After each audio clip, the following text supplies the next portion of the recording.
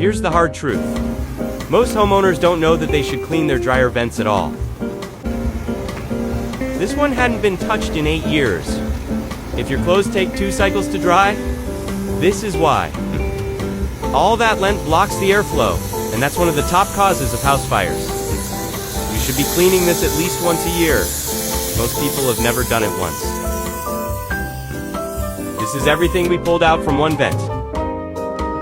A lot of cleaning up to do.